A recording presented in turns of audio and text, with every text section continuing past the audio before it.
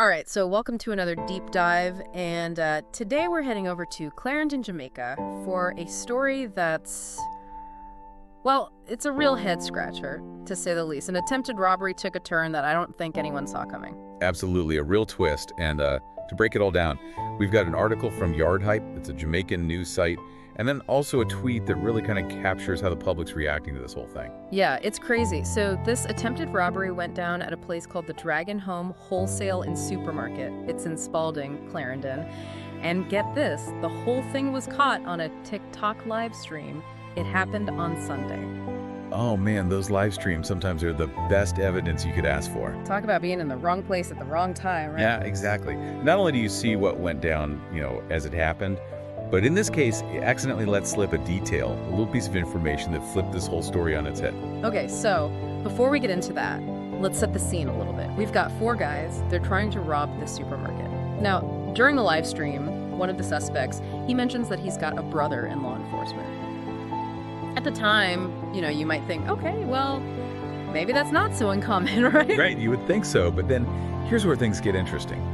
A member of the Jamaica Defense Force shows up at the scene, and it quickly becomes clear that this JDF soldier, he is the brother that the suspect was talking about on the live stream. And then the real kicker is that this soldier starts pleading with law enforcement, begging them not to kill his brother. It's crazy, right? Like, it's a scene straight out of a movie, this tense standoff, and the live stream's still going, and then a soldier arrives and is begging for his brother's life. And as if it couldn't get more complicated, the soldier, the brother of one of the suspects, ends up getting arrested himself. Yeah, total curveball. The article we have doesn't give his name or rank or anything yet, but it does say that charges are expected to follow.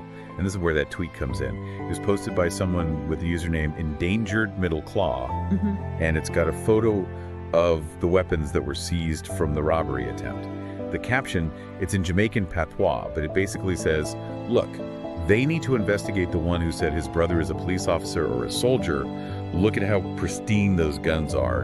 And you can see why this is blowing up, right? It's not every day you see a soldier's brother caught up in an armed robbery. And the condition of those weapons, that just adds fuel to the fire. Oh yeah, for sure. It raises some serious questions about how these guys got their hands on weapons that are that clean, especially with that connection to law enforcement, You can totally understand why the public is suspicious, and you have to think about the context here. Jamaica has been struggling with crime and violence for, well, a really long time. Right. So this incident, with the family ties and the potential for corruption, it's hitting a nerve. Yeah, and, this case might seem like it's one of a kind at first, but it actually points to some of the bigger problems that Jamaica is facing. It's that whole loyalty to family versus upholding the law thing. Right. It's like a pressure cooker, and it can lead to, well, moral compromises. It happens all over, but in a place like Jamaica with a crime rate as high as it is, it's like those tensions are just magnifying. Yeah, and it really makes you think about the role of the JDF in all of this. They're supposed to maintain order and security, but their structure is so complex and public trust, well, it's absolutely crucial for them to do their job. So when something like this happens where a soldier's brother is involved in a crime, it really chips away at that trust. Exactly, and it makes people wonder about maybe some problems within the JDF. Right. Maybe even wider Jamaican law enforcement. And when I say problems, I'm talking about the kind that go beyond just one bad apple. Things that are built into how the organization works. Systemic issues. Yeah, systemic issues, exactly. And that brings us right back to that tweet and how the public is reacting. People want answers, and they want transparency in the investigation. Absolutely, and for good reason. Yeah. Stuff like this can really damage how people view those institutions, especially in a country that's dealing with high crime rates. The authorities, they need to be really thorough and impartial in their investigation, to make sure that justice is done and to help restore public trust. It's just wild how layered this whole case already is. We've got the attempted robbery itself, then the shock of finding out about the soldier's connection, his arrest, and now the public outcry, which is being fueled by that tweet and the photo of those weapons. And we're peeling back the layers of an onion, and every layer reveals something new and intriguing. It's captivating, but it's also troubling, It is. It's a story that speaks to way bigger issues of crime, family, and all the complexities of law enforcement, especially in Jamaica. We're really just scratching the surface here, so stay with us as we keep digging into this unfolding story. This case, it really shows how much power social media has these days. That tweet we were talking about with the photo of the weapons, it just blew the whole thing up right away. Yeah. You know, it really put this whole incident under a microscope. Yeah, it's like social media has become this watchdog holding the powerful accountable, and it really gets people talking about the stuff that matters. But going back to Jamaica's struggles with crime and violence, can you tell us a little bit more about what's going on there? I mean, how does this case fit into the bigger picture? Jamaica's been dealing with high crime rates for decades now, unfortunately. It's a long story, and there's no easy fix. There's so many factors, you know, like poverty, inequality, people not having enough opportunities. It's all kind of tangled up together. So this case isn't just some random event, it's happening against the backdrop of a much bigger issue. Exactly, and that's something we can't forget as we try to understand what happened here. The robbery itself, the circumstances might be unique, but the problem of crime and violence in Jamaica, that's unfortunately pretty normal. It's like this case cracked open a window into a much deeper problem, right? What are the implications of having a soldier's brother involved in something like this? Well, first of all, it makes you wonder about the connections within law enforcement, maybe even the military. You know, is this just one bad apple? Or is something more messed up going on here? The public has every right to be asking those questions. I agree, and it's not just about figuring out if there's corruption. There's also the question of how they got those weapons in the first place. That tweet mentioned how clean they looked, which makes you think, where did they come from? Absolutely, that's a huge part of the puzzle. In a country like Jamaica, where they have really strict gun control laws, where those weapons came from, that's a key part of the investigation. You could point to illegal trafficking, maybe corrupt officials are involved, or maybe there are even holes in the legal system itself. It's like every detail of this story just brings up more questions. First, it was the soldier's connection, then the live stream, and now the weapons. Where did they even come from? Do you think there's a chance that this case could be a turning point? You know, could it be the thing that finally leads to some real change in Jamaica and addresses the root causes of these problems? It's possible, yeah. This case has gotten a lot of attention, and that kind of public pressure can force authorities to take things more seriously. But we have to be realistic. Real change, it needs more than just law enforcement. We need to look at why crime happens in the first place.